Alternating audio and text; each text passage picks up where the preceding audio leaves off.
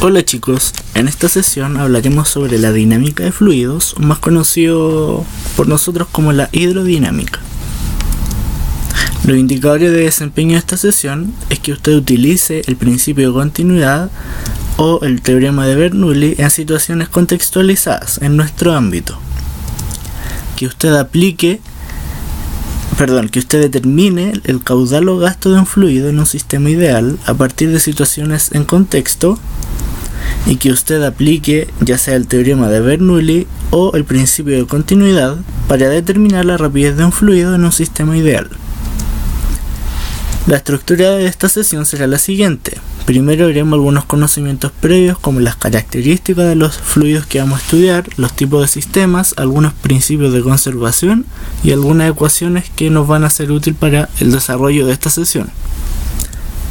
En segunda instancia veremos una aplicación que corresponderá a un ejercicio que habla sobre un estanque con agua, el cual tiene un orificio en la parte inferior, un orificio pequeño. Y en último lugar, usted realizará una práctica independiente, la cual será corregida la próxima sesión del día viernes 29 de julio. Entonces, partamos. Recordando, por supuesto, porque todo esto ya fue visto en clase. La hidrodinámica habla sobre los fluidos en movimiento, tal como pueden evidenciarlo en estas dos imágenes. Un capítulo anterior estudiado fue la hidrostática, en el cual se estudiaban los fluidos cuando estaban quietos, ¿ya? En este caso, la hidrodinámica estudia los fluidos en movimiento. Algunas características de los fluidos que estudiaremos en este contenido son los siguientes: que el fluido sea incompresible, es decir, que tenga una densidad constante; que el fluido sea laminar o fluidos laminares, lo que quiere decir que las líneas de flujo, que es el dibujito que vemos al medio del círculo, no se crucen entre sí. Además, que el fluido sea estacionario o con flujo estable. Esto quiere decir que la velocidad y la presión no dependen con el tiempo. También que el fluido sea irrotacional, es decir, que las líneas de campo no se cierren sobre sí mismas. Y algo a mi gusto lo más importante es que el fluido no sea viscoso, es decir, que no haya resistencia al movimiento entre capas contiguas de fluido. Por lo tanto, haya un sistema conservativo. ¿Por qué? Porque no habría roce, por decirlo de alguna manera, entre capas contiguas o capas adyacentes de fluido. En el diagrama que vemos al centro, cada línea representa, se llama línea de corriente, y cada línea representa a una capa del fluido.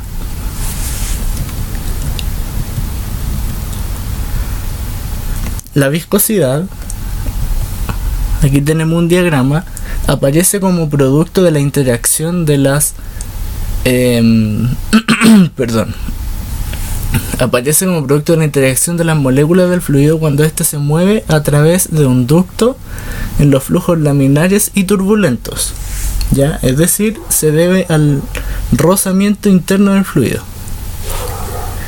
En otras palabras, la viscosidad depende con el roce del fluido. Por eso que en la diapositiva anterior dijimos que requeríamos de líquidos o fluidos no viscosos, por lo tanto que no tengan rozamiento interno. En el caso de los líquidos, disminuye la viscosidad con el aumento de la temperatura, y en el caso de los gases, aumenta la viscosidad con el aumento de la temperatura.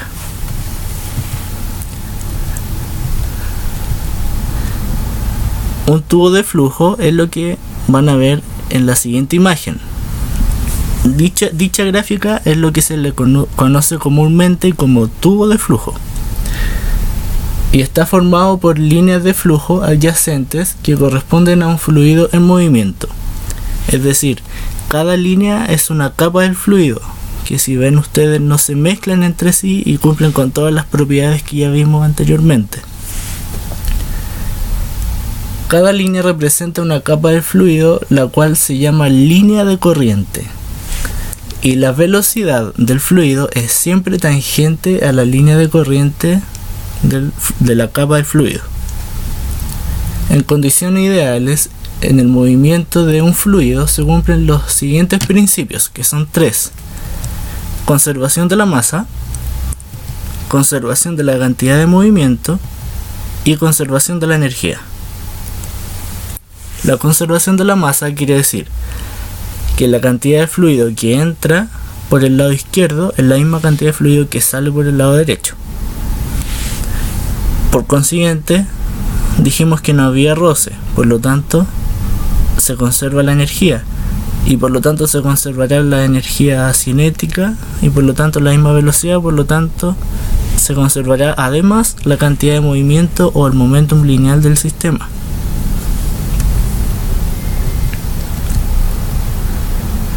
Bien, veamos el primer principio, que es el de continuidad.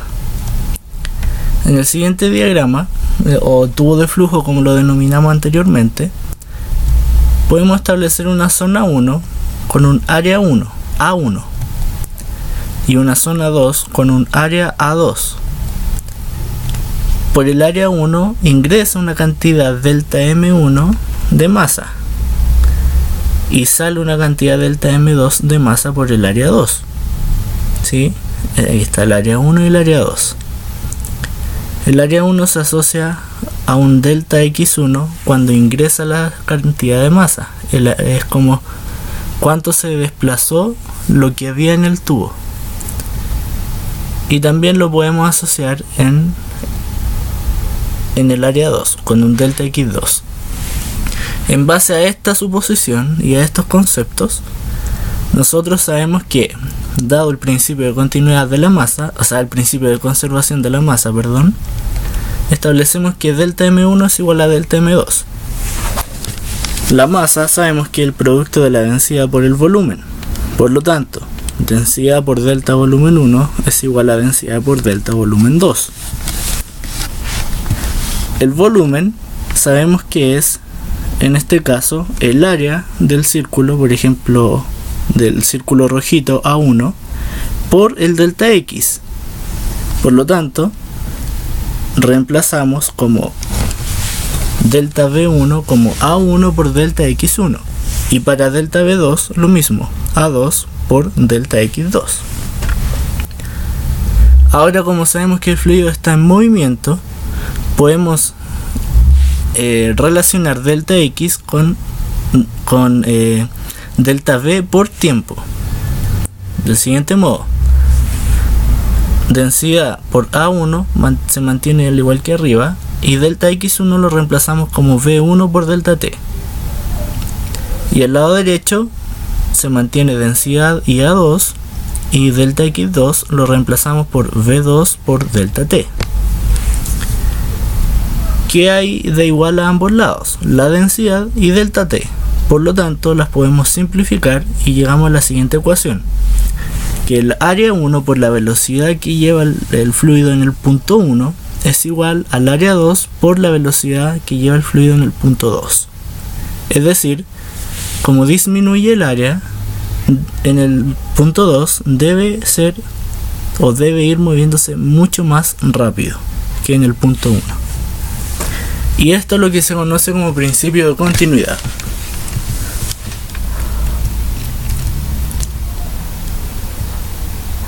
Aquí vemos otro dibujo en el cual se puede ver un poco más claro quizás que la cantidad de masa delta M1 en este caso sería la morada, ¿cierto? Y la cantidad de masa delta M2 sería la verde. La cantidad de masa delta M1 arriba a la izquierda correspondería a la misma cantidad delta M2 abajo a la derecha que está saliendo por el tubo, y el delta X1 en este caso es mucho más chiquitito que el delta X2, tal como ustedes pueden apreciar como el ancho o la altura del cilindro que está como acostado en este caso. Bien, nosotros dijimos que se conservaba área por velocidad tanto en el punto 1 como en el punto 2, pero a esto también se le conoce como caudal o gasto, y que se establece con una letra Q. Q, por lo tanto, es A por V, área por velocidad, o también puede ser expresado como variación de volumen en variación de tiempo. Y las unidades lógicamente son, en el sistema internacional, metros cúbicos por segundo, o en general unidad de volumen dividido unidad de tiempo. Entonces, en la ecuación de continuidad lo que se conserva es el caudal o el gasto.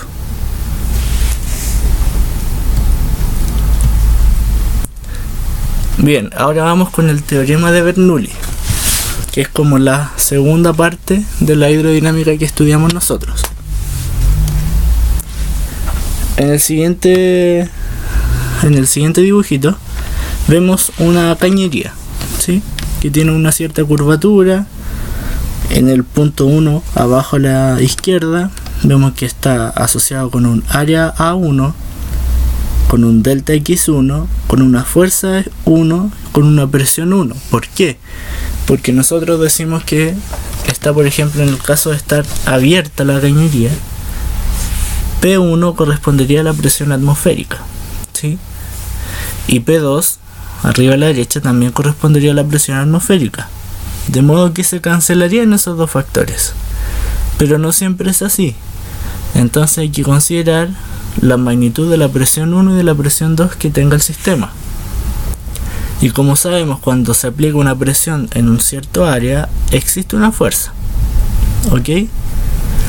Además, el cuerpo está a una cierta altura H1, en el punto abajo a la izquierda, y tiene por lo tanto una velocidad V1, y a la derecha, arriba, también se le asocia un área, una fuerza, una presión, una velocidad, un delta X y una altura H2.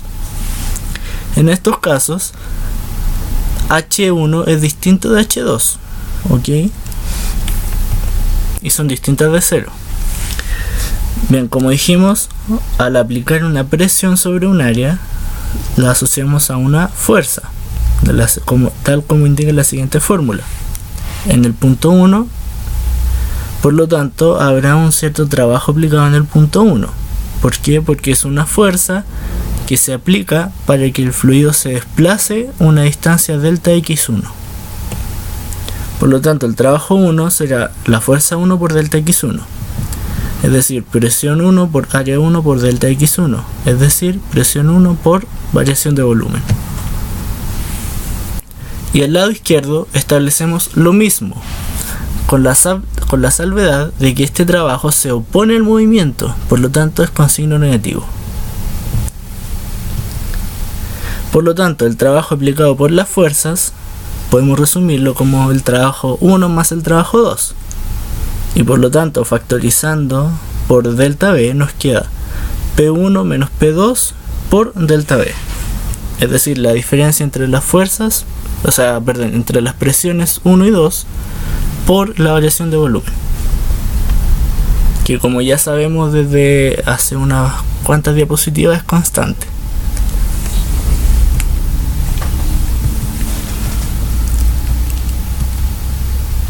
En el mismo diagrama podemos establecer que como tenemos diferentes alturas H1 y H2, también hay otra fuerza que se ejerce. ¿Por qué será? Por la fuerza peso, ¿ya? Porque hay que desplazar la cantidad de masa desde una altura hasta otra altura. Por lo tanto, debemos ejercer un cierto trabajo que involucre a la aceleración de gravedad o la fuerza peso. Y es el siguiente: el trabajo asociado a la gravedad es la fuerza peso por el delta H, ¿sí? Fuerza peso porque es la fuerza aplicada y delta H porque es la variación de altura, que en el caso anterior del eje X asociamos a un delta X, ya en este caso un delta H. Fuerza peso será menos delta M por G, menos porque será porque G vale menos 10, está en sentido negativo la aceleración de gravedad, por eso aparece el signo negativo. Apunta hacia abajo la gravedad, acuérdense, y el fluido se va desplazando hacia arriba, está en sentido contrario también. Por eso está el menos delta mg por delta h, que es h2 menos h1. y reemplazamos delta M como densidad por delta V. Ese es el trabajo asociado a la fuerza de gravedad, o a la aceleración de gravedad, perdón. Pero también teníamos otro trabajo que era el asociado a las fuerzas, que ya lo vimos anteriormente. ¿Sí? Esos son los dos trabajos que tenemos entonces. Sigamos. También, como cambian las velocidades, tenemos una variación de energía cinética, ¿sí? Que será un medio de la variación de la masa. Acuérdense que delta M no corresponde a masa final menos masa inicial, sino que a la cantidad de masa, ¿ya? Entonces un medio por la masa por velocidad en el punto 2 al cuadrado menos velocidad en el punto 1 al cuadrado, lo que es velocidad final al cuadrado menos velocidad inicial al cuadrado. Y delta M lo reemplazamos como ρ delta V, como densidad por variación de volumen. Esa es la energía, el cambio de energía cinética asociado al movimiento desde el punto 1 hasta el punto 2. Bien, entonces, como tenemos un sistema conservativo, la variación de trabajo es igual a la variación de energía cinética. Por lo tanto, el trabajo ejercido por la fuerza más el trabajo ejercido por la aceleración de gravedad es igual a la variación de energía cinética. Y establecemos la siguiente expresión, reemplazando con los datos que ya obtuvimos antes. Bien, en este caso, simplificando por delta V, que aparece en todas las expresiones, y agrupando los términos 1 a la izquierda y los términos con 2 a la derecha, llegamos a la siguiente expresión, que es la que se conoce como ecuación de Bernoulli, con un área 1 distinta de un área 2 y un H1 distinta de un H2 y por supuesto distintas de 0. Y llegamos a la siguiente expresión, que es la ecuación de Bernoulli, donde presión en el punto 1 más un medio de la densidad por la velocidad en el punto 1 al cuadrado más la densidad por G por la altura H1 es igual a la presión en el punto 2 más un medio de la densidad por la velocidad en el punto 2 al cuadrado más la densidad por G por H2. Por lo tanto, podemos quitarle los números y decir que P más un medio de densidad por velocidad al cuadrado más densidad por aceleración de gravedad por H es constante, ¿sí? Y de esa manera llegamos a esta expresión de ecuación de Bernoulli. Entonces, veamos el ejemplo a continuación. Supongamos que un estanque con agua tiene un orificio pequeño en la parte inferior. Según la información de la figura que se muestra, ¿con qué velocidad sale el chorro de agua en el orificio? Sabiendo además que H1 es igual a 1 metro y H2 es igual a 1 centímetro. Entonces, el punto 1 es el punto superior, ya con una asociada presión 1 que apunta hacia abajo, velocidad 1 hacia abajo y una altura H1. El orificio se encuentra a una altura H2. Con una velocidad V2 sale el fluido por el chorro, o sea, por el orificio, sale el chorro de agua por el orificio. Y hay una cierta presión que se opone a ese movimiento. Entonces, ¿qué ecuación aplicaremos? La ecuación de Bernoulli. ¿Por qué? Porque nos pide determinar alguna velocidad en un estanque o en una... ¿cómo se llama? En una tubería. Cuando hablemos de tubería o de estanques, aplicamos Bernoulli. Y cuando hablemos de mangueras que se engrosan o que se enflaquecen, aplicamos el principio de continuidad. Entonces, en este caso, como nos hablan de un estanque, aplicamos la ecuación de Bernoulli.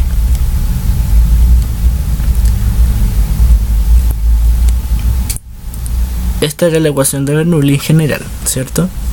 Veamos. La velocidad con que baja el fluido, dado que el orificio es muy chiquitito, es muy cercana a cero. Por lo tanto, este factor lo aproximamos a cero. Además, la presión 1 y la presión 2 son la misma. ¿Por qué? Porque es la presión atmosférica que está, por decirlo de alguna manera, entrando por arriba y entrando por el orificio, por lo tanto se cancela. Y nos queda entonces esta expresión: densidad por G por H1, que lo sabemos, es igual a 1/2 de la densidad por la velocidad 2 al cuadrado, que es la incógnita, más densidad por G por H2, que sabemos su valor, dividiendo por densidad, porque está presente en todos los factores de la ecuación, y despejando V2, llegamos a la siguiente expresión: que la velocidad 2, o en el punto 2, es la raíz cuadrada de 2G por H1 menos H2. Reemplazando los datos, sabiendo que G es igual a 10, H1 es igual a 1 y H2 es igual a 0,01 metro, llegamos al valor de velocidad 2 igual a 4,45 metros por segundo. ¿Ok? Entonces esa es la manera en la cual ustedes deben trabajar. A continuación yo les voy a dejar una práctica independiente en la sección material docente, en la subsección tareas, ¿sí? Al igual que la vez anterior, con el video de energía mecánica y trabajo, y lo vamos a revisar la próxima tutoría del día viernes 29 de julio. Para quienes no tengan acceso a la sección de cursos, les dejo aquí los ejercicios. El primero dice: el agua al interior de una manguera se comporta aproximadamente como un fluido ideal. Consideremos una manguera de 2 centímetros de diámetro interno, por la que fluye agua a 0,5 metros por segundo. ¿Cuál es el gasto de agua que sale de la manguera? Revisión. Próxima tutoría presencial, viernes 29 de julio. 2. Un recipiente para guardar agua abierto a la atmósfera por su parte superior tiene un pequeño orificio en la parte inferior. Obviamente ese orificio también está abierto a la atmósfera, ¿ya? A 6 metros por debajo de la superficie del líquido. Primero, ¿con qué rapidez sale agua por el orificio? Y segundo, si el área del orificio, 1,3 centímetros cuadrados, ¿cuál es el gasto de agua que sale por el recipiente? Revisión también el día 29 de julio. Y 3, y último ejercicio: por una manguera de riego de 2 centímetros de diámetro interior circula un flujo de agua de 15 litros por minuto. Ojo, dice litros por minuto, llévenlo todo al sistema internacional. Y centímetros, también llévenlo al sistema internacional. La boquilla de la manguera tiene un diámetro interior de 1 centímetro. Determine la velocidad de salida del agua y el tiempo que tardaremos en llenar un recipiente de 45 litros empleando esta manguera. Cambiaría dicho tiempo si se cambia la boquilla de salida por otra cuyo diámetro interior sea 0,75 centímetros. Revisión también el día viernes 29 de julio. Bien, entonces para finalizar, la hidrodinámica estudia el movimiento de fluidos. Estudia el movimiento de fluidos, ¿cierto? Y la podemos estudiar mediante dos expresiones. El primero es la ecuación de continuidad, que la asociamos a mangueras que se ensanchan o enflaquecen. Y el segundo es la ecuación de Bernoulli, que la asociamos a estanques o a tuberías. Si a ustedes les surgen dudas o tienen preguntas, me pueden escribir a alguno de mis dos correos, el personal o el institucional, y yo les respondo. Tal como les dije en el video anterior, indíquenme su nombre, de qué sección de la facultad son, para yo tener conocimiento con quién estoy hablando, ¿ya? Y eso, chicos, espero que les haya servido mucho, y cualquier consulta que tengan me preguntan solamente. Adiós.